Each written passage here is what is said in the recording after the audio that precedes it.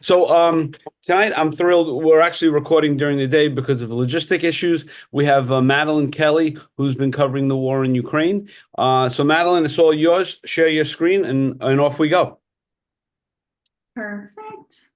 Oh, give me one moment. There you go.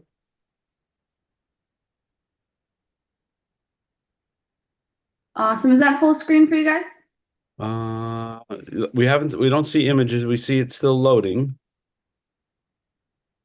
My apologies. We have a Wi-Fi pub because we're in blackouts at the moment. So our Yeah. normal Wi-Fi is down, so we have to work off of a cellular network.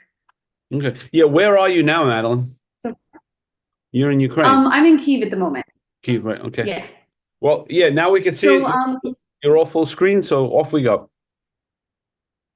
perfect. Yeah, so a little bit about me. My name is Madeline Kelly. I'm a photojournalist and I'm based here full time in Ukraine. I live in Kyiv, but I primarily work out of Donbass, which is in the eastern part of the country, which has been at war with Ukraine, at war with Russia for about 10 years now. Before I got started in this, I actually got photography from my grandparents. My grandmother used to hand us disposable cameras on all of our vacations, and that's where I started. But I had no intentions of becoming a photojournalist until I went to Hong Kong during 2019 for an academic paper. And then I started falling in love with the idea of photography again. And then I actually went home for 2 weeks, quit my job, and then moved back to Hong Kong for 3 months. And then I continued all the way through. I covered January 6th at the US Capitol, most of 2020 Black Lives Matter, 2021 obviously the insurrection and inauguration. And then from there, I actually started my master's in international war studies in Germany. And halfway through my master's degree, the war in Ukraine started. The invasion started. So I actually, halfway through, decided to go to Ukraine for 3 weeks. And then I just never left. My professor said that I could finish my degree from here. And so I just continued working in Ukraine. Yes. And So I'm wondering if your relatives are regretful that they gave you a camera. um, yes, my grandmother is definitely Yeah. a bit regretful. I think she always raised me to be very independent and take risks, and I think she regrets that a lot now. She really is not a fan of the job, but she supports it. I'm She sure. doesn't like it, but she supports what I do. Yeah. That sounds like a good Um, grandma. yes, yes, she's very funny. She's very Irish Catholic, so There you she's go. very good at guilt. Okay. Um, but yeah, I got started on my way in when I was planning on coming for only 3 weeks. I actually had no idea what I was doing. I had never worked in the country before, had never even been anywhere outside of Germany and Europe. I went to Poland for the first time, and I had a random man take me from the train station to the border, and they had just closed the border to foot traffic going into Ukraine. And they put me on a bus with all of the reservists who were called back. So I was on a bus full of military men, all Ukrainian. No one spoke English. At the time, I spoke no Ukrainian. And my fixer, the driver, told me that the soldiers were going to go to war and I would go with them. And I just kind of ended up staying back. And then I ended up here. With this photo, I think it's one of my favorites. I know it's nothing too exciting, but it's a very simple shot of a man named Zhenya shooting an RPG at Russian positions. You can actually see in the um, tree line right there are Russian positions. So early in the morning, we decided to go out into the trench and they engaged in a firefight. They actually started the firefight with this RPG and then just continued it throughout the morning hours, which is very normal for infantry. Is that in the morning they'll shoot at each other and then they'll have lunch and relax a little bit. And then before dinner, they'll shoot at each other and then have dinner and relax again. Um, but it's always interesting. I prefer to work with frontline military. I think that in war, we tend to forget a lot who is fighting it. I think there's a lot of coverage of civilians and refugees, which is incredibly important. But I like to focus on the names behind the statistics. We get, these moments where they say the war in the East is happening and we know that in one incident, 5 soldiers are killed, but I want to know who those soldiers are, what their lives were before this, what their lives are after this, and what they want their lives to be instead of this war, and how they think that they can help change the outcome. Mm. And finding yourself in these positions, Madeline, you're comfortable there? Um, yeah, for the most part, I'd say so. There have been a few times where obviously there are moments of thinking you're going to die and trying to find your God, whoever that may be. But I know that when I work with the military a lot, I know that I'm in probably the best hands that I could be in. I found that a very traditional society like Ukraine, where how they value their women and treat their women, that if anything happens, I'm going to get first aid first. So I know that when I'm working with the military, that I am in relatively safe hands um, comparative to other situations. I think it also takes a lot of build up to it. This isn't something I would have done in my first week of the war. This is something that took me months, if not a year, to build up to. I think Right. it's very important to, like, as a photojournalist, know your limits and know when and where you can do things like this. Right. Okay. But so yeah, as I said, I focus mostly on people, and there's a lot of um, individuals that we run across. And this was a young man in a basement in Bakhmut during the fighting. I used to live in Bakhmut in the summer of 2022 when we thought it was the safer option than Kramatorsk. So we knew our way around the city, and we went in during the siege, and we walked up to a base and we said, "Hey, we would love to work with you guys." And they said, "We're too busy, go to this base." And we ended up in this basement, and it was with the Scala Battalion. And they're mostly a reconnaissance and assault group. And these guys were preparing to go out on an assault at this moment. And in this basement, there was a single light bulb, as you can see, that was illuminating anything. And outside was just the pounding of artillery, and it was just continuously being shelled. But at the time, it was easier to move around the city because there was no FPVs. So we're able to kind of have a bit more free reign than we would now in a very similar situation. And I think it also characterizes the way that the war has completely changed. There's no way that we would be able to get into these kind of places anymore without military attachment, I guess you could say. We're no longer able to have like this free run and to find our own way due to safety risks. And what year is this, Madeline? And this is 2023. Okay. So right at the height of the battle. And this is it's not the best photo, but I think it characterizes um how specifically these groups have to work out of city fighting. So this is one of the Scala Battalion assault groups, and they had just come back from an assault, and they were all hyped up on amphetamines. They'll take, amphetamines to get themselves going and to have to stay awake for long periods of time. And when we saw them leaving this basement in the previous photo, they were all kind of a little bit anxious and shaking. And then they came back here and they were all just relaxing, and they were getting ready to rest. And they were hanging out with us, and they started to tell us all of their stories. And the young man on the left ended up being a good friend of mine. His name was Roma. He was from the Dnipro region in a small village outside of it. And the older man in the center, his name was Zeke. And he was just this grumpy old man who everyone called Grandpa because he was significantly older than everyone else, but they really, really enjoyed him. And then the taller guy off to the right who's standing, his call sign was Bakhmut. He was actually from the city itself. Um, and with the Scala Battalion, he was fighting for Bakhmut for the entirety of the battle. He had 3 young children and decided not to take the exemption because he thought that it was his time to fight for his home, which unfortunately was lost. And then the guy sitting down, his nickname was Apache. And he said he was Apache because he pulled out a knife and said he wants to take scalps, which was just a joke that everyone thought was extremely funny. But you can see they all kind of were just jam-packed into this little basement with a single light bulb, and it was freezing because it was the dead of winter, and there was nothing really to do besides go out on assaults and then go back to bed as quickly as possible. And unfortunately, none of this group is left alive anymore. Zeke, Bakhmut, and Apache were all killed during the battle in Robotny. And Roma, who was the last of this group, was killed in Avdiivka. Um, and here's another image of Bakhmut and another young man who was also killed at the time, talking as they're coming down from their adventure.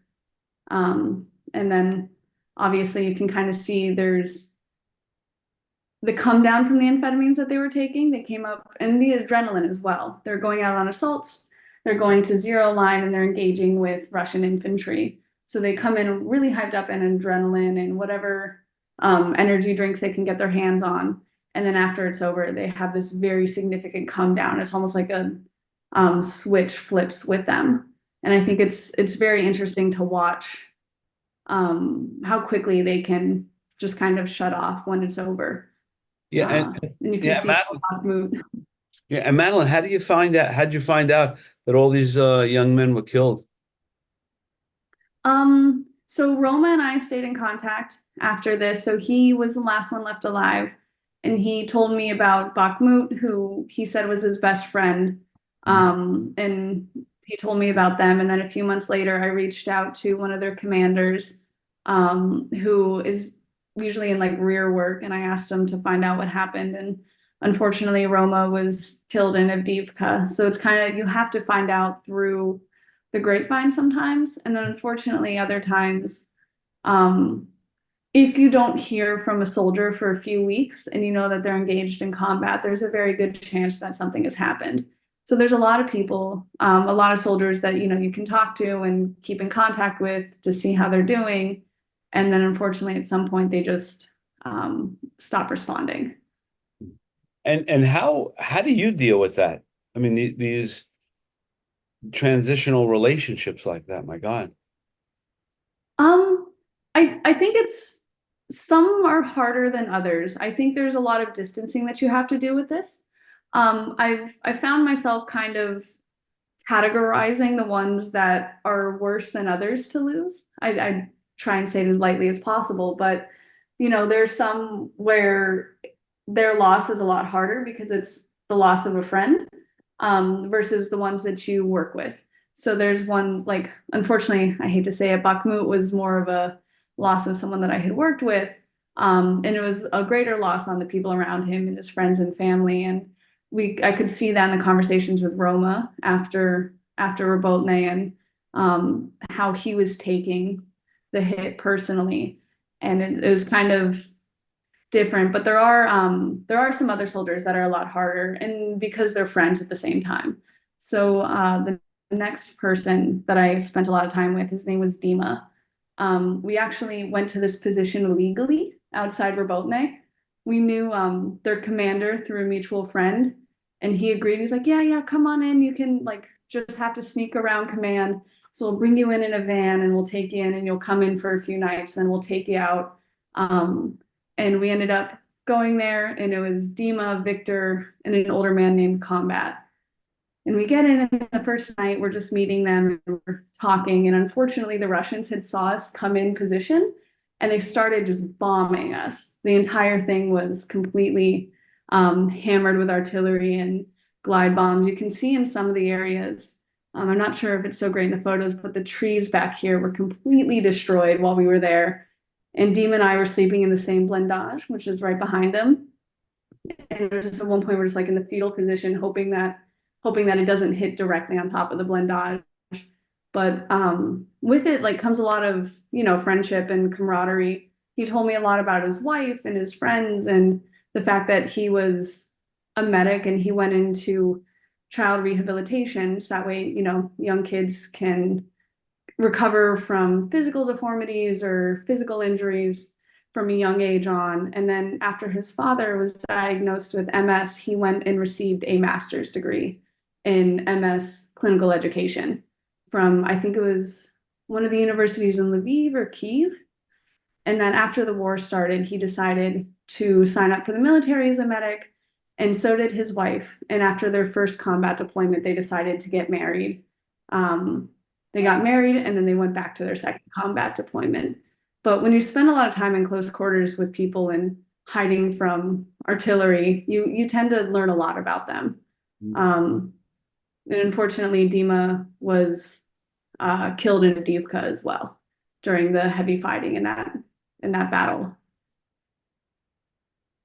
So at some point you And have to then you have to keep your heart a little bit to yourself, right? With the idea that so many of these people you'll never see again. Right? I mean that's yeah, that's an interesting place to find yourself as a human being, right? yeah, it's really interesting, and sometimes you become closer friends with people. Deem and I stayed in contact, and he told me how hard the battles were and how he was going through a lot of personal issues with it. He was seeing a lot of loss of his own friends. When we were in this position with them, they actually he got a call from someone else in the brigade that three of his friends in another battalion within the brigade were killed that day. So you see it with them as well. He had a moment pure anguish, and then he quickly realized he couldn't really deal with it, so he kind of turned it off. And I think that that's part of the work that I try and do is understanding soldiers more. I don't think anyone not in the position that they are will ever truly understand what this war is like and what the loss that they feel is like. But I think the more time you spend with them, the closer that you can get to really understanding and telling their stories in a way that they deserve to be heard and told. And I think with Dima, that was one of the main realizations that I found myself doing was, while I do love going out watching the guns and artillery units, I think it's equally, if not more important, to understand their humanity behind it, which is why I now focus primarily on military culture within Ukraine. And then so this is like another good friend of mine, Sergey. He's still alive actually at the same positions. He works on a mortar. So behind we can see that he's starting to get ready to pull this rope, and the brigade photographer Makita is actually getting ready to take photos as well with me. But we spent 3 days in a trench with these guys as well in a blindage, and this was when FPVs were becoming more of a problem. So this was outside Siversk, and there's a very distinct moment within this war that the way that you have to exist on position, even infantry 2-3 kilometers back and now up to 10 to 15 kilometers back, has completely changed. Used to kind of be able to, with mortars and stuff like this, you kind of used to just be able to hang outside, do whatever you wanted, and just make sure that there was no reconnaissance drone in the air. Like with Dima and their group, we kind of had the full run of the place. Like there were reconnaissance drones, and we just had to make sure that they didn't see us. But if we stayed within the trees, we were okay. But here, we were really only allowed outside the blindage during those 3 days for fire missions and to use the restroom. They went from being able to cook outside to having to cook inside to basically existing like a sardine can for most of their weeks. And with the loss of manpower, the rotation systems have entirely changed. They talk a lot about how they are not able to go out to shower anymore, so they have to bring these little like dry shower pouches with them. They went from spending for infantry 3 to 5 days, and for mortar positions 5 to 7 days on position at a time, but rotating out, to spending weeks on end without being moved out, with just having to sit and wait and only having really fast supply drops and sometimes no supply drops given to them. Um, the war has really changed, and I could see that very directly with the way that these two positions were, the way that they had to exist in them was entirely different. And when it was essentially the same distance from the front line as each other.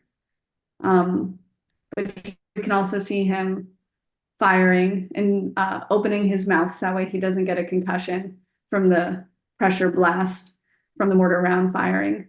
I believe, if I recall correctly, it's actually one of the French mortars that was donated to Ukraine. So But the more yes, time you spend with them, the more intimate photos, the more you understand their lives. yes, certainly, from your perspective, you're really literally in the trenches with these folks. So you're learning a lot of what goes on in the nuts and bolts of fighting, right? Which because so many people Yeah. come in and go, but you come in and you stay and you stay and you stay, so you get intimately involved. Do you write a diary at all, Madeline, to remember all of this? Yeah, I keep kind of like a very simple notes app on my phone or just kind of whatever I have. I have a notebook with me as well most of the time. So I have these small tidbits of diary, Mm. but not as much as I should. I think that is something that I need to do more of because there's just a lot of like funny things that happen that they do. Like they're not allowed to drink on position, but these guys had an empty whiskey bottle, just an empty whiskey bottle that they use to mash potatoes. So they just have this empty Jack Daniels bottle that they would use to mash the potatoes. And it was one of the funniest things, like they thought it was the funniest thing to show me. They're like, guess what, Maddie? We have whiskey. Okay. And just started mashing the potatoes with it. And they just do these, it makes them weird, I think, in Yeah. an interesting way. They get a bit weird, I would admit. Um, which is fun. But I also understand that after this war, there's going to be a lot of reckoning within society that is going to have to happen. Um, like Sergey, for example, um, we hung out after this point. We went fishing, and I took a bunch of photos of him and his guys on vacation and rest. And we were driving back, and he drove recklessly, and we got in a car accident.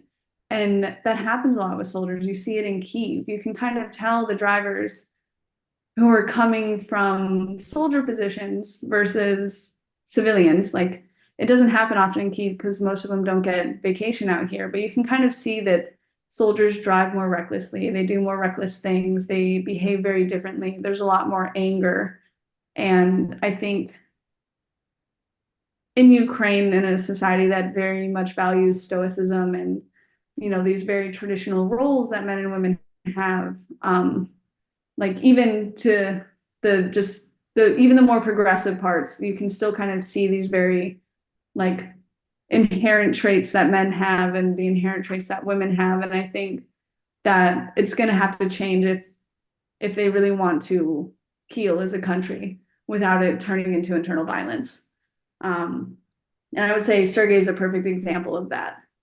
Because he's a lot of fun. He's a great guy, but I can also see how he's going to have to learn not to drive recklessly. He's going to have to learn how to, communicate with people. He would talk about how upset he was with the people in Kyiv for not understanding and for not seeing him the way that he used to be seen in the capital city or in his hometown.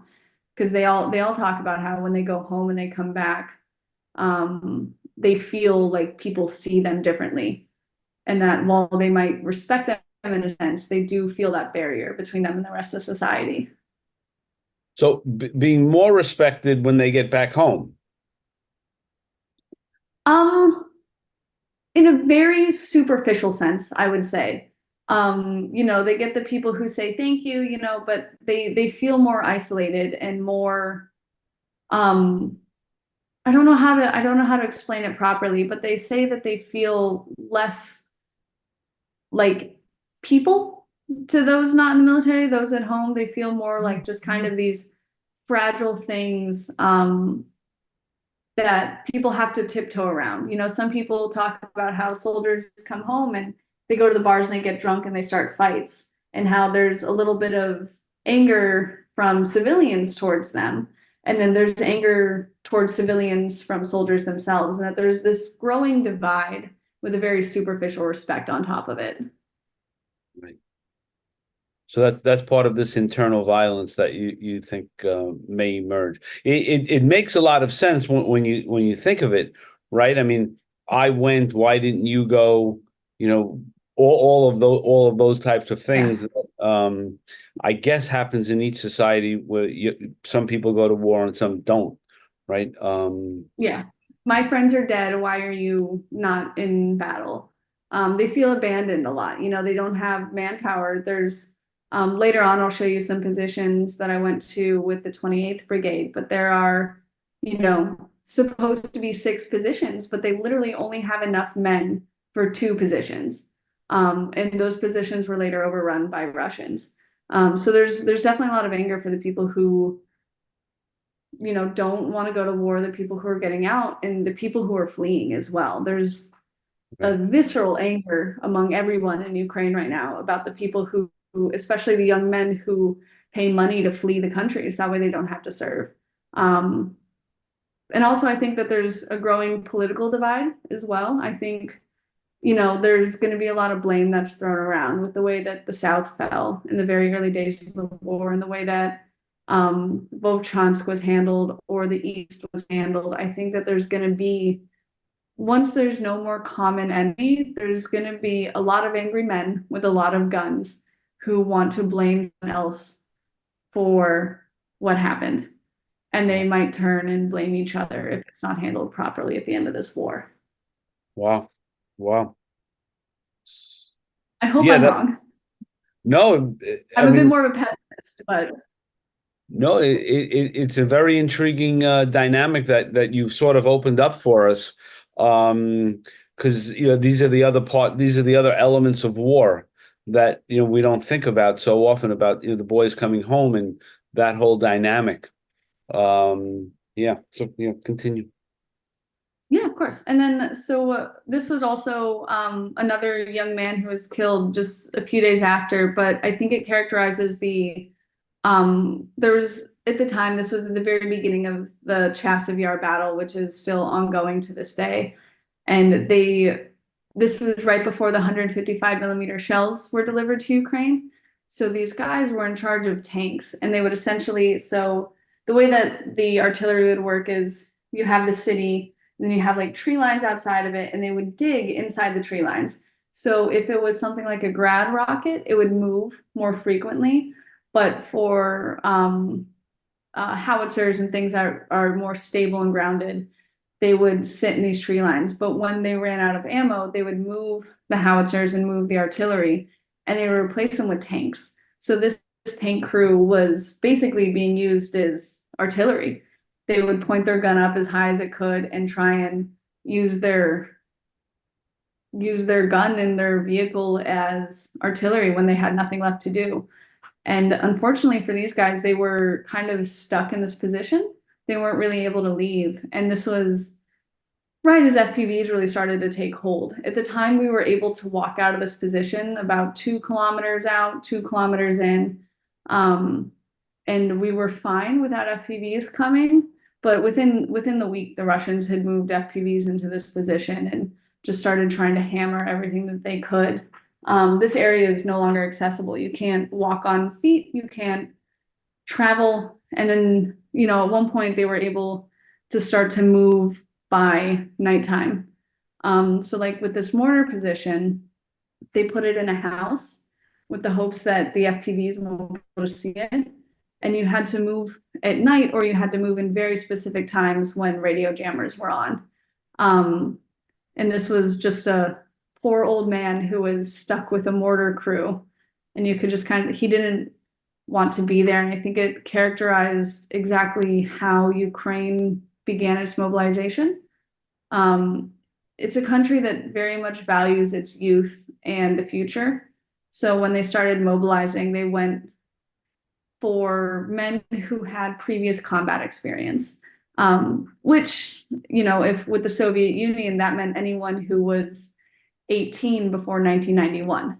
So all these guys who are older, they fought in Afghanistan, they did their required 2 years. Prior to 1991, they're now old. They now have grandchildren, and they're the ones on the front line. So most soldiers that you will meet in these kind of positions are older men. They have grandchildren. I believe this guy had 2 grandchildren, if I recall correctly. But he looked very tired. Yeah. But How is and they placed that mirror beautifully. Yeah. How long is the longest time you've spent with one particular bunch of soldiers? Um, the longest I've done So I've done more with like volunteer battalions, like little paramedic groups. So I spent like 4 weeks with one of the Ukrainian paramedic groups that worked with the military. But I think directly with the military, probably 4 to 5 days.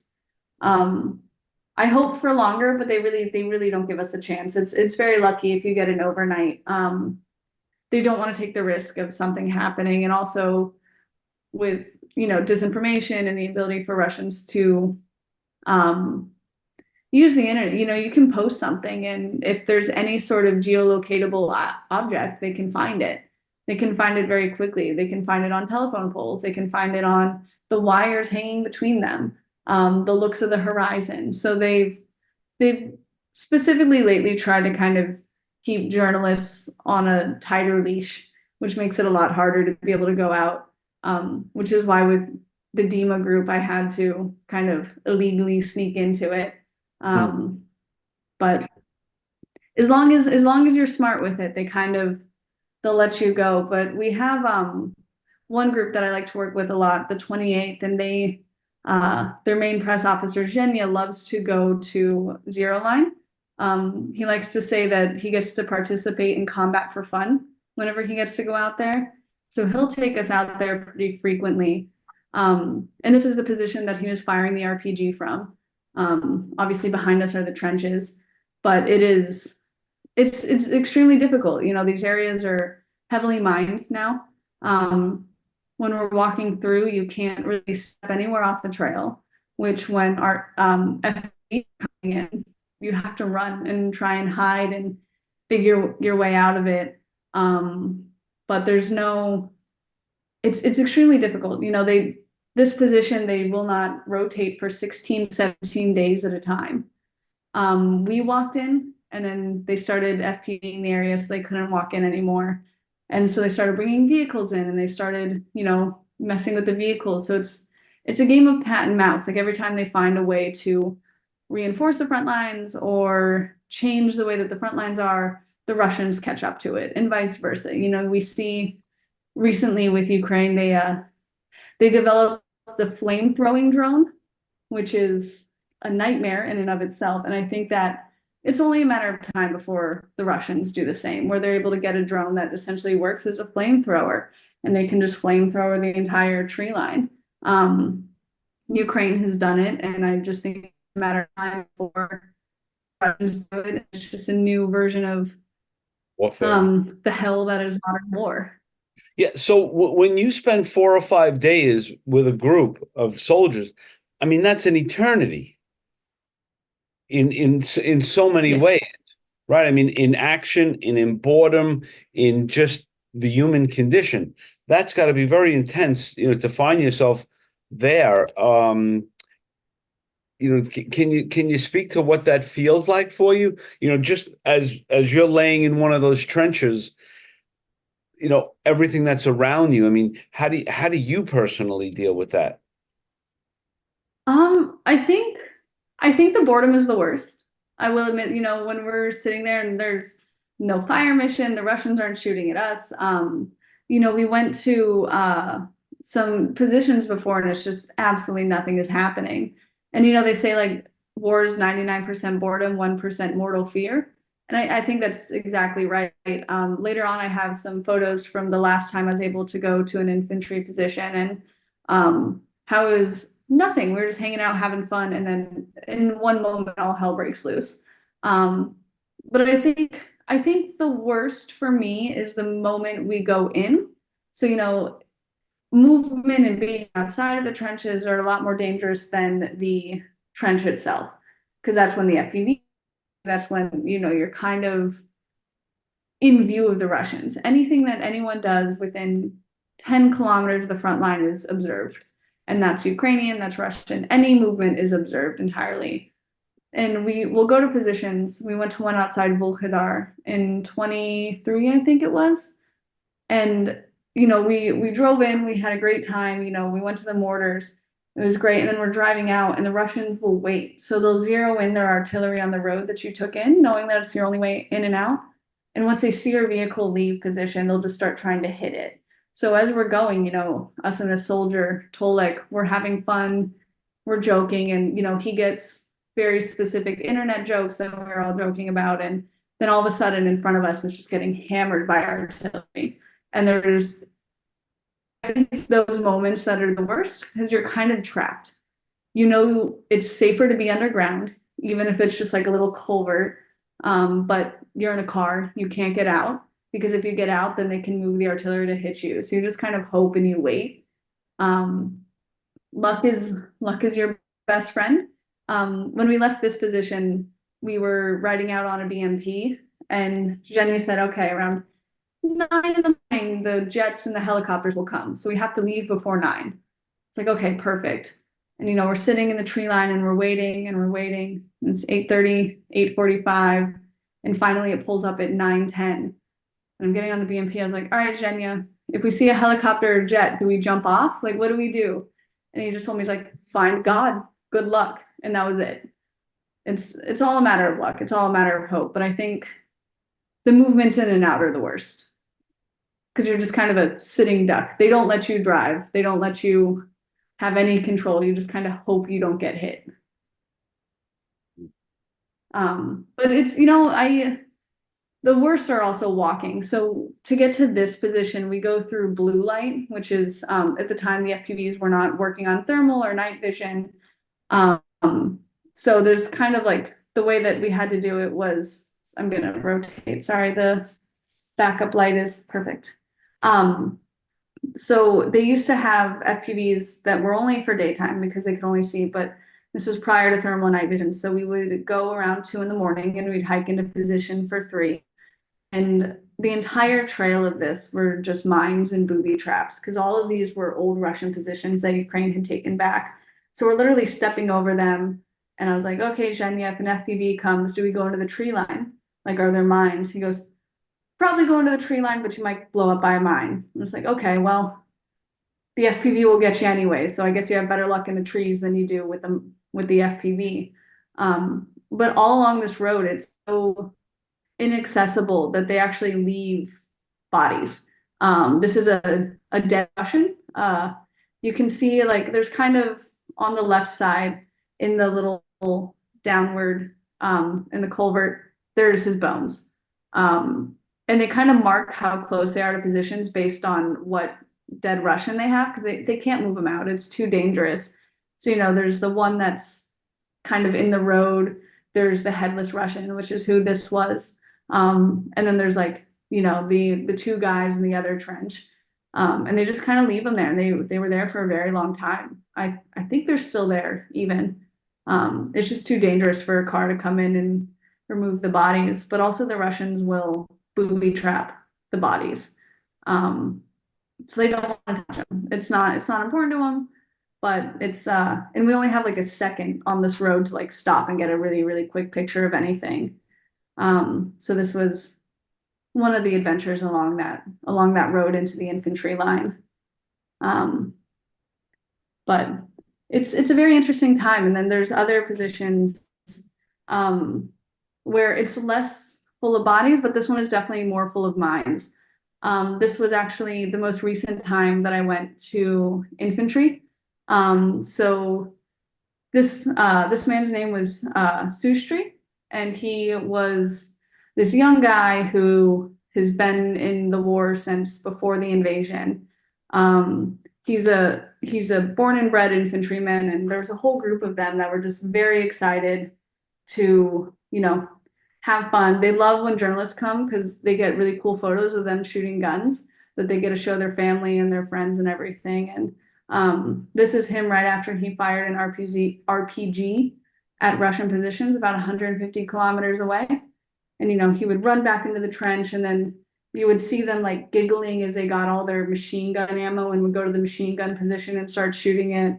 And it was like watching kids play paintball, kind of, because there are all these, relatively young guys who have like 1 or 2 young kids, but they joined up and they purposefully stay in the infantry. They choose to stay here. They like their position. But unfortunately, Sustri was killed in a direct mortar attack not long after. and the entire blindage was completely burned in an incendiary bomb attack as well. And then you can kind of see this is the entrance into the firing position. So they have two positions here, one that they live in, so like where they sleep, where they cook, where they eat, and then this is their firing position. So on top of this little berm, they dug in and then up, and they had multiple gun firing positions, machine gun position, and then where we saw Sioux Street, they have a little path to go out and shoot things like RPGs or Hornets or things that are not good for enclosed spaces to shoot. And it was during summer, so you can kind of see all the little flowers that are blooming. And unfortunately, this isn't a video, but the Russians saw us coming in and they started shooting at us. So you can actually hear, a friend of mine took a video, but you can actually hear the cracking of the bullets above everyone's head. And they were just perfectly calm, perfectly fine. They weren't too worried about it at all. And then we hung out with them, got them to shoot a bunch of guns for us because they thought it was fun to get the cool photos. And then we decided to leave early. We were supposed to leave at 1 a.m. and then so we came in at 1 a.m. We're supposed to leave at 1 a.m. And they decided that it was perfectly fine to leave in the middle of the day, which was not a smart decision. But we ended up being fine because we walked through this entire field completely open and full view of FPVs. And nothing happened until the trench off to the left started getting aerial bombed. So we saw the helicopters come in and shoot the rockets. And the only thing that we could do was hide in a little ditch. Not a lot of protection, but this man's call sign was Ninja. He is insane in all the fun ways. He is a competitive bodybuilder, and we saw him eat like 4 raw eggs after every firefight that they engaged in. And when we talked to the press officer, he asked if I could take some portraits of Ninja for him. And, I was like, yeah, sure. Well, what's his story? What's he about? And he's like, oh, he's a young guy. He just really likes to shoot guns at Russians. And I was like, okay, cool, perfect. And the press officer said he might create war today. So that way we could see him shooting guns. And he did. And during the process, he cut his arm on a flying shell casing. There was bleeding everywhere, but he decided it was a perfect time to take off his battalion patch, wipe his blood with it, and give it as a gift to me, which is one of the weirdest things that I've ever seen happen, but also one of the coolest things, I think. It was just very blasé and something that I think you would see in like a weird Vietnam War movie. He was a very, very interesting man. He's recovering from knee surgery now, but he's a very specific guy, and he's very good friends with the press officer, Zhenya. So here you can kind of see him sitting in the entrance of the infantry blindage where they all sleep with Ninja, and they're just laughing and having a good time talking about the war. And Zhenya is from Mariupol. So they've been both involved in the war from the very beginning. But they enjoy, like, this is all of them getting ready to shoot the machine gun, and they were all very excited about it. So they thought it was a lot of fun. And it was, they had a great time. They engaged in firefights. They got Russians to engage. We got incredible photos. They were a good group to talk to, but unfortunately, they've been hit pretty heavy. The very tall one, Sioux Street, is dead. Cokes, the guy in the back, I believe he's okay, but I think he was injured. And then luckily the larger man and Ninja are okay. But, they're having fun one moment, and then unfortunately, we'll go to the hospitals, and they'll just be, the only patients will be soldiers in body bags. Yeah, Madeline, I have to interrupt you. You went on there for a while, which was great. Yes, I apologize. No, that's completely fine. But the thought runs through my mind of how you go through this. I mean, there's parts of this that if you just cut it out, it was summer camp. And that you were living this experience. This was fun. That was fun. I mean, and then walking through the fields there with the mines. to the tree line. I mean, there's got to be moments, or are there moments where the terror is so intense? Do you ever say to yourself, "Why am I doing this? Like, how am I doing Um, this?" I mean, because it seems to be almost like a Fellini movie. Like it's just craziness every which way you're looking. yeah, it's insane. I really love the job. I think I really love the insanity. I've always been a big fan of kind of chaos and the behaviors of it, doing sports or just kind of things that are more chaotic is always been something that I've enjoyed. And I think that this job is the example of chaos at its finest. I think, I joke that I don't believe in PTSD except for FPVs and aerial bombs. Like those are the only things that scare me. A really big fly in the house that has the mimicking sound of an FPV is terrifying.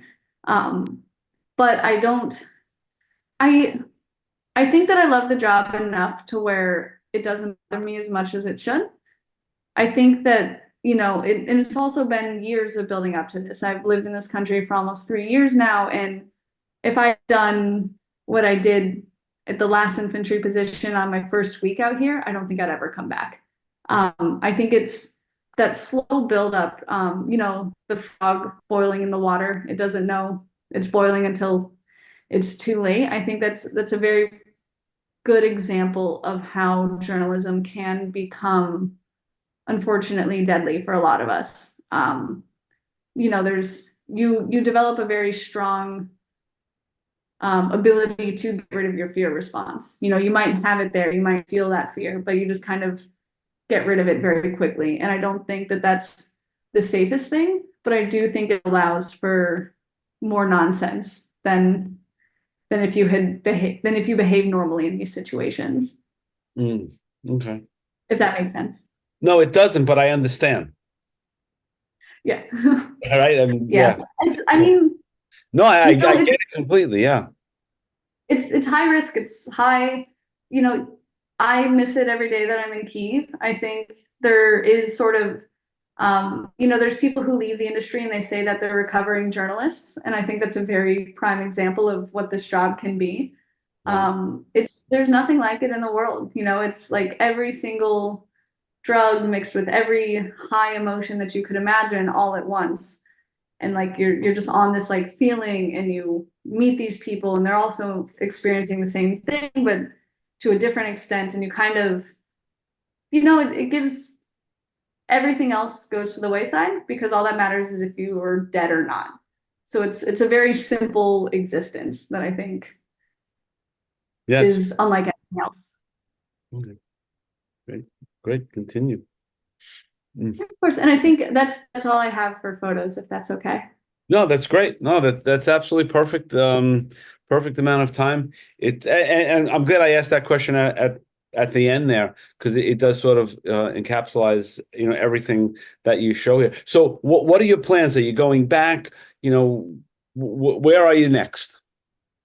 So my plans at the moment, I'm doing that assignment with the NGO for a week, and then I'm talking with some folks about going east. I think, as I mentioned, unfortunately, I got in a car accident and actually ruptured my meniscus in two separate incidents. Mm, Um, so infantry is that those photos are where I ruptured my meniscus. So earlier that week, I got in a car accident and had a pretty bad concussion, but decided to keep working. And then I tripped and fell and ruptured my meniscus when we were running from the aerial bombs. So I decided to take a little bit of a break. good I idea. think you can, yeah, yeah. So I'm getting ready to go back. I'm very excited. So hopefully end of September, early October, that I plan to go home for the US elections, um, and do some Oh, election coverage. yeah. Where is home for you in the States? Um, I'm from Colorado, but my grandmother lives in Spokane. So I think I'll do DC and then I'll go to Spokane and then to Colorado, and my sister's having a baby there. So I have to do the aunt thing as well.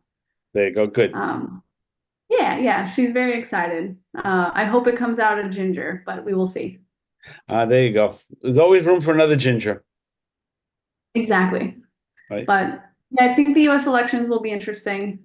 They were last time, so you know, They will be. lower photos. Yes, they certainly will be. Well, I cannot thank you enough for doing this. And so eloquent in opening up our eyes to different things. We've done a lot of these, but it's always intriguing how each journalist can take us somewhere else that we hadn't imagined. And you certainly have done that with your intimacy, and sharing that with us is really a gift. So I thank you very much. And of course, you now have a standing invitation, to come back whenever you have new work or new stories or anything you want to share with us. It's just a phone call away, and because we'll be doing this again for sure. Oh, wonderful. Thank you. And I thank you for having me as well. I do apologize. I tend to rant a little bit No, no, once I it's get great. started. An ongoing rant.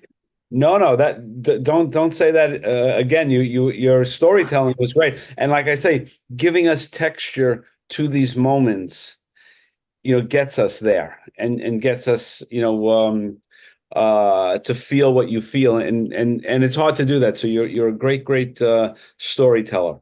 So we appreciate that very Thank much. you. And I only tell you, just be safe, and think of your grandma all the time. Yeah, like I say, I can't die until she does. That's the only rule that I have is Okay. she would kill me if I died first. So How old is she? yeah. She's 76. Oh, so she's young. You got a long way to go. Great. Good for Yeah, everybody. yeah. So For she'll be around forever to nag me into doing the smart thing. So Right. Yeah. There's a traffic light going up on Colorado Springs Road in Denver there. So, you may want to cover that. Make her happy. yeah. Right? But again, seriously, I thank you so very much.